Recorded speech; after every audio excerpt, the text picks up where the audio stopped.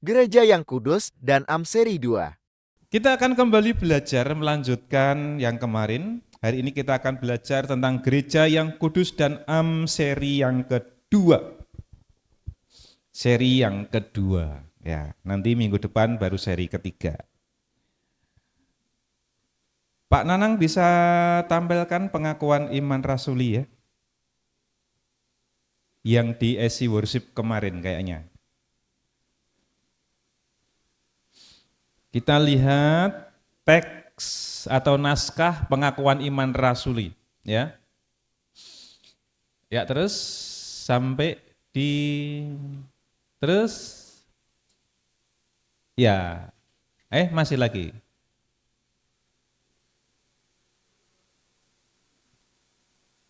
Bawahnya. Ya, terpotong-potong ya. Gereja yang kudus dan am. Kudus itu ya suci. Am itu umum, universal. Nah, teks dari pengakuan iman rasuli ini dibuat saat konsili di Nisea. Konsili itu pertemuan para uskup di seluruh dunia. Para uskup di seluruh dunia berkumpul di Nisea dan hasil pertemuan mereka adalah merumuskan pengakuan iman rasuli ini. Pada tahun 325 Masehi. Ya. Konsili Nisea merumuskan pengakuan iman rasuli pada tahun 325 Masehi. Kira-kira menurut Bapak Ibu, waktu itu sudah ada gereja Protestan apa belum? Belum ya, belum. Kalau belum ada gereja Protestan berarti gereja apa yang ada? Katolik. Ya. Tahun 325 belum ada gereja Protestan. Karena gereja Protestan itu ada tahun 1517. Berarti 1000 tahun kemudian. 1000 tahun setelah dirumuskan pengakuan iman rasul ini, baru ada gereja Protestan yang dipelopori oleh Martin Luther, ya, muncul dari Jerman sana. Nah, kemarin kita sudah belajar bahwa tempat ibadah umat Israel itu dimulai dari yang namanya Tabernakel Musa, ya, yang berbentuk kemah. Bahan-bahannya kayu, kain, kulit binatang, ya. Kenapa dibuat dalam bentuk kemah? Supaya bisa dipindah-pindah, ya. Karena waktu itu bangsa Israel baru dalam perjalanan dari Mesir menuju Kanaan. Kemudian pada zaman Salomo, ya, masa kejayaan Salomo tahun 957 sebelum Masehi. Pas ayatnya tadi dibaca di 2 Tawarikh 7 tadi. Tahun 957 sebelum Masehi, Salomo membangun bait suci yang baru. Bukan dari kemah, tapi gedung yang sangat mewah, yang sangat megah, sangat besar sekali. Ya. Tapi akhirnya bait suci yang dibangun Salomo itu hancur. Dihancurkan ketika ada penyerangan dari Babilonia. Dan oleh Nabi Esra, Nehemia, Hagai dibangun kembali bait suci itu atas prakarsa dari Yerubabel. Dibangun kembali sama megahnya. Tapi akhirnya pada tahun 70 Masehi, bait suci tersebut diruntuhkan kembali pada tahun 70 Masehi. Berarti sudah berapa tahun yang lalu?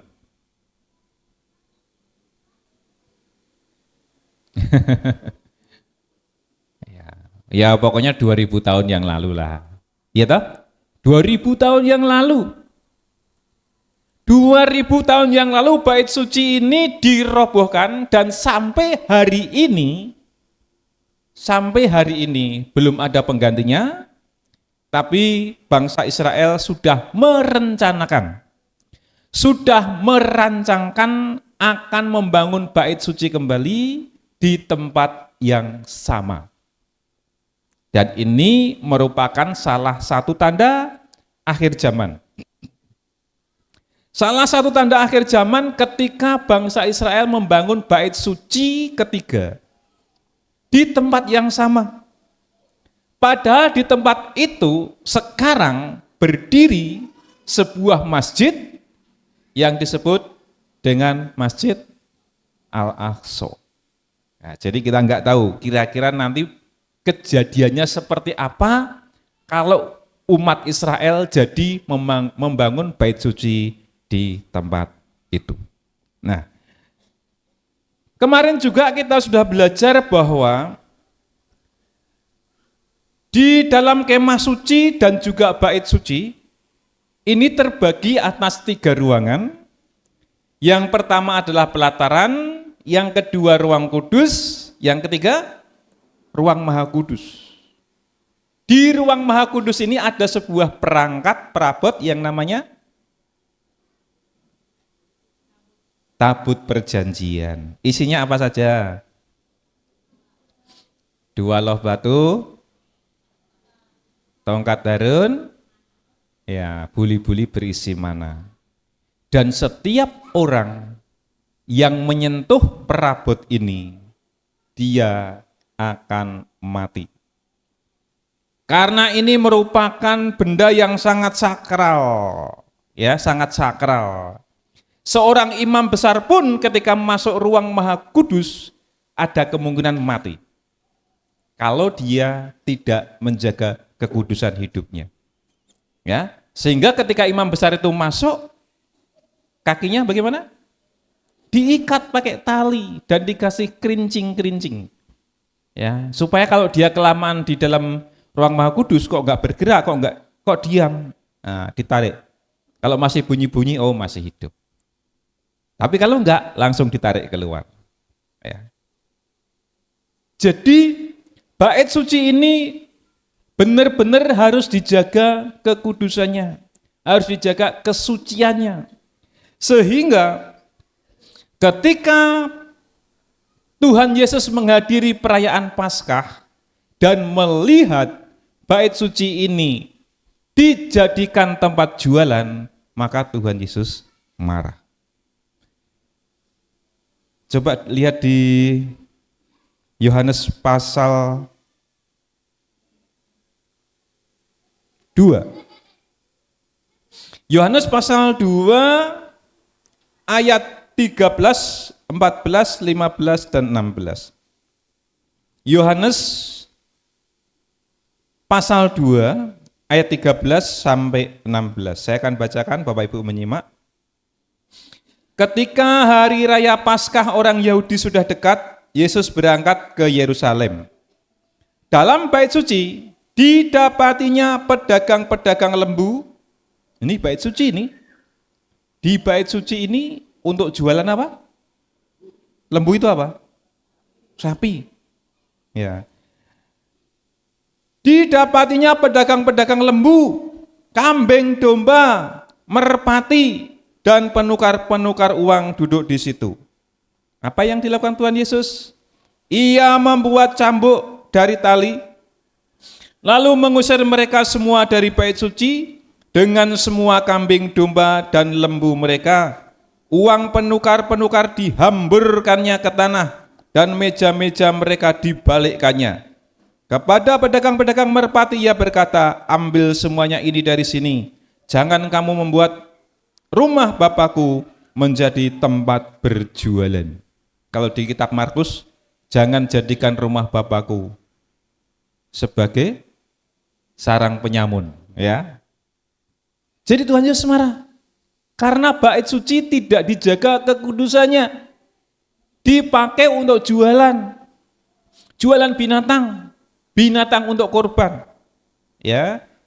Karena kalau hari Paskah itu banyak orang-orang dari luar negeri yang datang ke Yerusalem yang disebut Hajj. Hajj itu kalau bahasa Arab haji. Ya. Jadi semua orang di dunia datang ke Yerusalem, naik haji, dan di sana mereka mempersembahkan kurban sapi, kambing, domba, merpati, dan lain-lain. Ya, jadi ini yang benar naik haji itu ya ke Yerusalem, karena Yerusalem itu tempatnya di gunung, naik haji, ya itu di gunung. Nah, cuma anehnya kalau kita ke Mekah itu disebut naik haji juga, padahal Ka'bahnya di sana, di lembah. Ya karena itu mengadopsi istilah dari Yahudi, ya. Ya, jadi Tuhan Yesus begitu menjaga kesucian, kekudusan dari bait suci ini sampai dia marah. Ya, semua binatang-binatang dilepaskan, meja-meja ditunggang balikkan. Ya, karena bait suci tidak dijaga kesuciannya. Saudaraku, sampai hari ini masih ada orang-orang umat Kristen yang memperlakukan gedung gereja ini, ya, gedung gereja ini seperti bait suci. Kekudusannya sangat dijaga. Nggak boleh ada orang makan di dalam gedung gereja. Ada nggak yang begitu? Ada. Harus dijaga kesuciannya, bahkan dikasih pagar. Kalau mau minum, keluar pagar dulu, baru minum. Setelah minum, masuk lagi nggak apa-apa. Ya, cuma di Getsemani ini kayak gimana ya? Kalau hari Selasa itu kita sering makan di gereja ya, dosa enggak ya? Kira-kira kalau Tuhan Yesus lihat gitu, Tuhan Yesus buat cambuk enggak ya? Iya, nanti akan kita jawab. Ya. Bahkan gedung gereja ini dulu pernah dijadikan lapangan badminton. Iya enggak? Ya. Hanung yang bikin dulu, Hanung. Dikasih garis lapangan badminton. Bahkan pernah juga untuk pingpong, tenis meja. Pernah enggak? Masih ingat? Tahun berapa? Iya. Untung volinya di luar. Kalau voli di dalam juga, luar biasa, heboh. Ya. Itu tiang di sampingnya Mbak Ti itu mungkin bisa untuk pasang net ya di sana. Sampai belakangnya Mbah Daria. Iya. Sampai hari ini masih ada orang-orang yang begitu mengkuduskan, mengsakralkan yang namanya gedung gereja. Ya. Nah, sekarang kita mau belajar tentang definisi gereja. Pengertian gereja. Secara umum, kita semua tahu secara umum, atau kalau orang Jawa dibilang kaprah, ya, salah kaprah.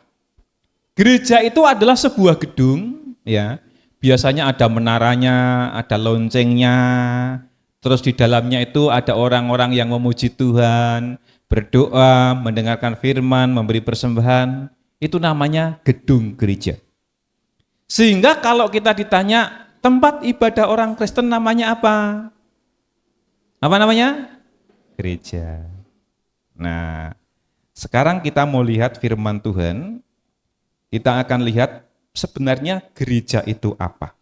Matius 16 ayat 18. Dan aku juga mengatakan kepadamu bahwa kamu adalah Petrus, dan di atas batu ini aku akan membangun gerejaku, dan gerbang-gerbang Hades tidak akan menguasainya. Matius 16 ayat 18. Aku berkata kepadamu sekarang, engkau adalah Petrus, dan di atas batu karang ini aku akan mendirikan gerejaku, dan kuasa maut tidak akan dapat mengalahkan gerejaku. Ini perkataan Tuhan Yesus kepada Petrus. Ya, perkataan Tuhan Yesus kepada Petrus. Kalau begitu, kalau misalnya ditanya siapa yang pertama-tama mendirikan gereja? Hah? Tuhan Yesus. Coba saya ulang firman ini. Aku berkata kepadamu, ini Tuhan Yesus bicara sama Petrus. Aku berkata kepadamu, sekarang engkau adalah Petrus, dan di atas batu karang ini aku akan mendirikan gerejaku. Jadi kalau ada pertanyaan siapa yang pertama-tama mendirikan gereja? Siapa? Tuhan Yesus. Tuhan Yesuslah pendiri gereja pertama. Gembalanya siapa? Hah? Gembalanya siapa? Tuhan Yesus. Dia yang mendirikan, dia yang menggembalakan. Ketua jemaatnya siapa? Ketua jemaat? Petrus. Petrus itu ketuanya, ketua majelis. Bendaharanya? Yudas. Iya, betul. Betul. Jadi Tuhan Yesuslah yang pertama kali mendirikan gereja. Gembalanya Tuhan Yesus, ketua majelisnya Petrus, bendaharanya Yudas.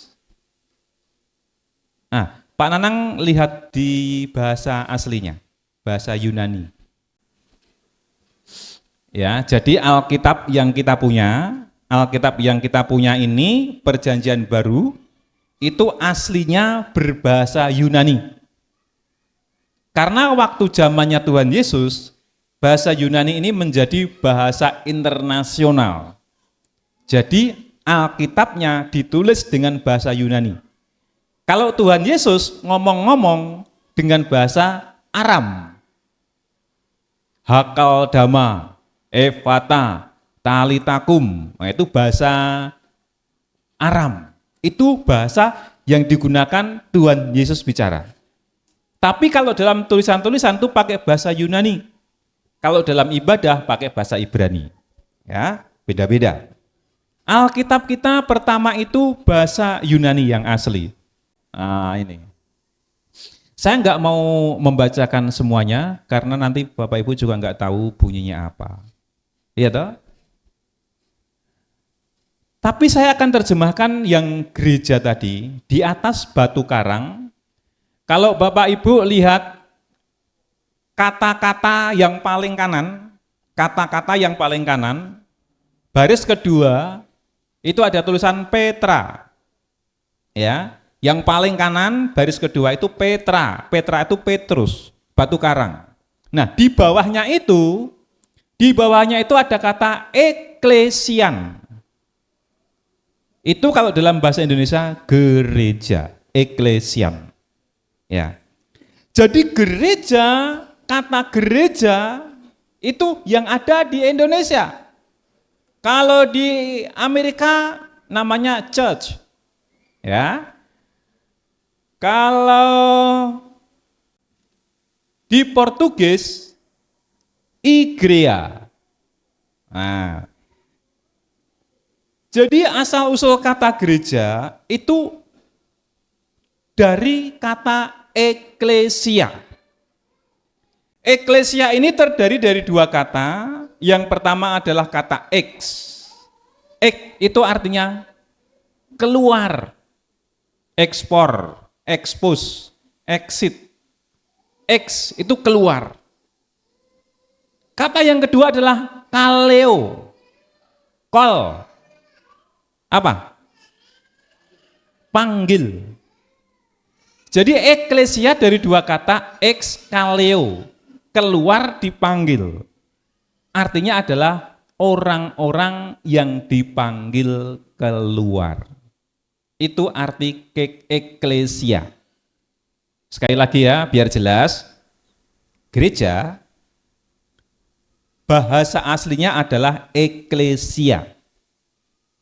Berasal dari kata ex dan kaleo. Ex keluar, kaleo dipanggil. Jadi gereja itu, eklesia itu artinya adalah orang-orang yang dipanggil keluar. Dari gelap kepada terang. Nah, dari kata eklesia tadi masuk ke Portugis menjadi igreja. Eklesia jadi igreja. Orang-orang Portugis datang ke Indonesia mengenalkan igreja. Orang-orang Indonesia nggak bisa ngomong igreja, akhirnya dia mengucapkannya gereja. Nah, jadi kata ini sudah berubah-berubah. Eklesia jadi igreja, jadi gereja. Seperti Yasua, kalau ke Yunani jadi Yesus, kalau ke Turki jadi Yasu, sampai di Arab jadi Isa gitu ya. Bisa berubah-berubah. Yohanes di Inggris jadi John. Ya toh? Di Jawa jadi Yahya. Jadi Jono. Itu sama. James, bahasa Inggrisnya James. Ya toh? Itu Yakobus. Jadi Jack. Sampai di Jawa jadi Joko. Nah, ya, gitu. Jadi bisa berubah-berubah kata. Ya. Eklesia, igreja jadi gereja. Nah, jadi gereja itu artinya adalah orang-orang yang dipanggil keluar. Berarti gereja itu gedung apa orang? Orang. Ya. Gereja itu bukan gedung tapi orang. Nyanyi dulu. Gereja bukanlah itu. Kita nyanyi dulu sebentar ya. Aku gereja, kau pun gereja.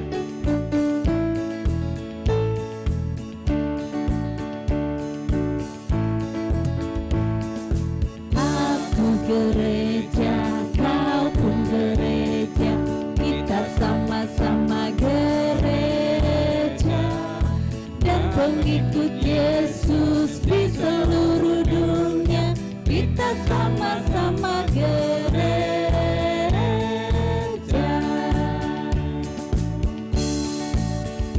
Gereja bukanlah gedungnya, dan bukan pula menaranya. Bukalah pintunya, lihat di dalamnya. Gereja adalah orangnya.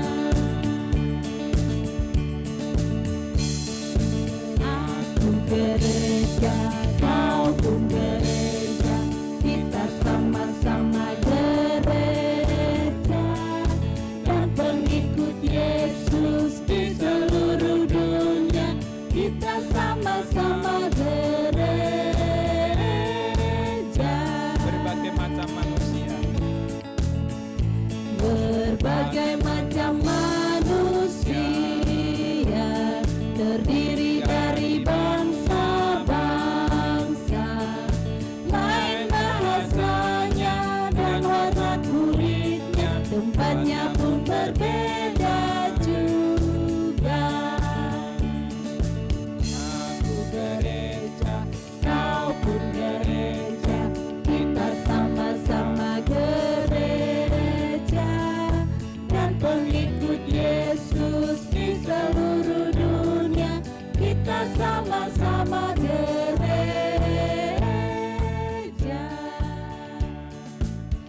Ini pengertian gereja yang benar. Gereja bukan masalah gedung, gereja bukan masalah menara, gereja bukan masalah mimbar ini.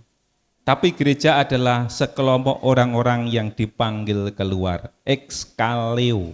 Semua orang yang mengikut Kristus itu adalah gereja. Nah, jadi Bapak Ibu, Kalau kita mau menjaga kekudusan bait suci, kalau kita mau menjaga kekudusan gereja, sebenarnya bukan masalah gedungnya. Tapi yang harus kita jaga kekudusannya itu siapa? Orangnya. Bukan gedungnya. Kalau kita menjaga kekudusan gedung ini dipakai hanya hari Minggu jam 8 sampai jam 11. Hari yang lain kosong.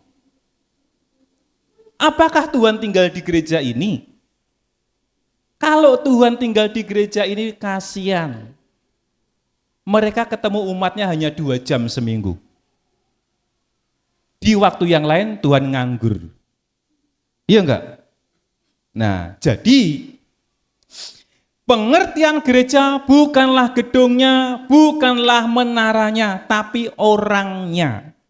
Semua orang yang percaya Yesus, semua orang yang mengikut Yesus dari seluruh bangsa ini adalah gereja. Itu yang disebut dengan gereja yang am.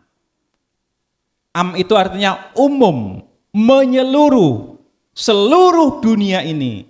Orang-orang yang percaya Yesus disebut gereja. Dan gereja itulah yang harus kita jaga, yang harus kita hormati, yang harus kita jaga kesuciannya, kekudusannya. Bukan gedung ini, tapi orangnya, manusianya. Ya, mari kita lihat lagi firman Tuhan TB saja, terjemahan baru saja.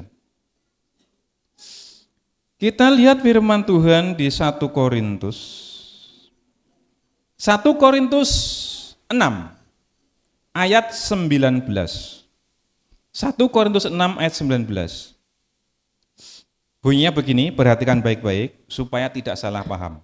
Ya, supaya tidak salah paham. Bait suci yang didirikan Salomo sudah diruntuhkan. Sampai hari ini enggak ada bekasnya. Ya. Karena setelah zaman Yesus yang disebut bait suci itu bukan lagi gedungnya. Tapi apanya? Orangnya. Ayat 19, 1 Korintus 6 ayat 19. Atau tidak tahukah kamu bahwa apa? Tubuhmu. Gedung apa manusia? Perhatikan baik-baik. Atau tidak tahukah kamu bahwa tubuhmu adalah bait Roh Kudus? Jadi Tuhan tidak tinggal di dalam gedung gereja, tapi Tuhan tinggal di dalam diri kita. Ya. Karena tubuh kita ini bait Roh Kudus dan Roh Kudus itu diam di dalam kamu. Ya. Roh Kudus itu diam di dalam diri kita. Jadi tubuh kita itu adalah bait suci. Bait suci yang harus dijaga, harus dikuduskan, harus disucikan. Bukan gedung gereja ini, tapi tubuh kita yang harus dijaga kesuciannya. Ya, kalau menjaga kebersihan gereja ini, kita serahkan Pak Wakidi saja sama Mama Delon. Ya. Tapi kita semuanya punya tugas untuk menjaga kesucian, kekudusan tubuh kita. Karena ini adalah bait Roh Kudus. Kita jaga tubuh kita jaga jiwa kita jaga roh kita supaya selalu dalam kesucian. Nah, aku percaya pada gereja yang kudus dan am. Am artinya umum, am artinya universal, am artinya menyeluruh. Seluruh umat Kristen yang ada di dunia ini adalah gereja. Tapi gereja itu akhirnya menjadi bagian-bagian yang lebih kecil lagi, termasuk jemaat-jemaat. Ada jemaat ortodok, ada jemaat katolik, ada jemaat protestan, ada jemaat karismatik, ada jemaat pentakosta. Protestan nanti masih terbagi-bagi lagi, ada Kemah Injil, ada GKJ, ada GKI, ada Kibait, ada Gemit dan lain-lain. Ya, semakin mengecil, maka organisasi gereja yang paling kecil adalah keluarga. Lembaga gereja yang paling kecil apa? Keluarga. Keluarga itu adalah gereja yang kecil. Kita cari firman Tuhan dulu. Di Matius 18 ayat 19 dan 20. Matius 18 ayat 19 dan 20. Firman Tuhan begini. Dan lagi, ini Tuhan Yesus yang bicara ya. Dan lagi aku berkata kepadamu, jika 2 orang daripadamu di dunia ini sepakat, coba, kira-kira kalau 2 orang sepakat, 2 orang sepakat, ini kira-kira siapa dan siapa? Suami dan istri. Suami istri itu selalu berdua dan selalu sepakat. Hari ini ke Prego apa ke Pak Tinong misalnya? Harus sepakat. Ke Pak Tinong aja, sekalian nanti mampir pasar sore, misalnya begitu ya. Ya. Jika 2 orang daripadamu di dunia ini sepakat, yaitu suami istri, meminta apapun juga, permintaan mereka itu akan dikabulkan oleh Bapakku yang di surga. Perhatikan baik-baik suami istri. Permintaanmu akan dikabulkan jika suami istri saling sepakat. Kalau bertengkar sepakat enggak? Kalau selingkuh sepakat enggak? Enggak. Suami istri harus sepakat satu hati, satu jiwa, satu pikiran. Maka akibatnya adalah permintaan mereka akan dikabulkan jika suami istri sepakat. Ayat 20. Sebab di mana ada 2 atau 3 orang, tadi 2 suami istri, sekarang 3. Berarti orang yang ketiga siapa? Anak-anak. Bukan anak, tapi anak-anak. Sebab di mana suami istri dan anak-anak berkumpul dalam namaku, di situ aku ada di tengah-tengah mereka. Inilah gereja yang kecil. Ketika suami istri sepakat berdoa bersama anak-anak, di situ Tuhan hadir. Berarti disitulah gereja itu. Jadi Tuhan bukan di gedung gereja ini, tapi Tuhan ada di keluarga kita. Tuhan ada dalam diri kita. Ketika suami istri sepakat bersama anak-anak, maka Tuhan hadir di tengah-tengah mereka. Berarti kita semua punya keluarga, artinya kita semua punya gereja. Kita semua punya gereja. Gereja yang pertama gembalanya Tuhan Yesus. Iya toh? Ketua BPJ-nya Petrus, bendaharanya Yudas. Rumah adalah gereja. Gembalanya siapa? Istri. Hah?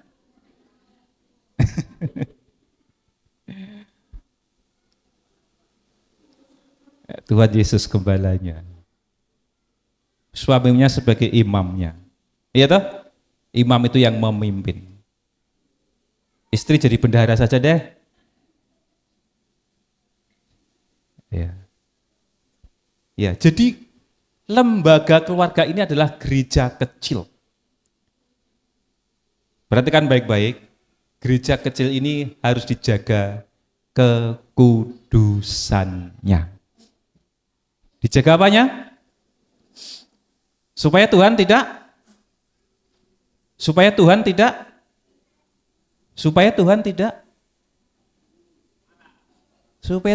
marah. Karena kalau bait suci, gereja tidak dijaga kekudusannya, membuat Tuhan marah. Bukan masalah gedung, bukan masalah menara, tapi masalah orangnya. Orangnya yang harus dijaga kekudusannya. Jadi kalau kaum pria ini mau main tenis meja di gereja, saya izinkan. Yang penting jangan hari Minggu jam 9. Ya, kalau hari Minggu mulai pagi sampai sore harus bersih, steril. Tapi kalau hari lain mau main pingpong, mau main sepak bola pun boleh. Yang penting tetap dijaga kerapihannya, supaya suatu saat kita ibadah semuanya sudah rapi, Pak Wakidi tidak keteteran. Gitu ya. Kita sama-sama jaga kebersihan gedung gereja ini. Jadi tempat gedung gereja jangan lagi disakralkan. Tapi yang perlu kita sakralkan adalah keluarga kita. Yang perlu kita sakralkan adalah tubuh kita untuk tetap dijaga kesuciannya. Sampai di sini paham enggak? Paham ya? Jangan sampai kebalik. Gedungnya kita suci-sucikan. Sampai ditulisi batas suci.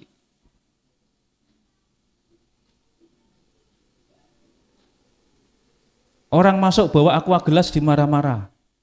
Ini tempat suci, harus dijaga kesuciannya. Tapi keluarganya enggak suci. Tapi tubuhnya enggak suci. Kualik. Yang perlu dijaga kesuciannya itu orangnya, bukan gedungnya. Setuju? Setuju? Kalau enggak setuju, nanti jemaat bisa bilang, Pak Gembala sesat. Iya toh? Kalau enggak setuju bisa bilang begitu, Pak Gembala sesat. Ya. Jadi gereja bukan gedungnya, gereja bukan menaranya, tapi gereja adalah orangnya. Harus dijaga kesuciannya, dijaga kekudusannya, dijaga keharmonisannya. Gereja itu orangnya. Terima kasih, Tuhan memberkati kita semuanya. Salam.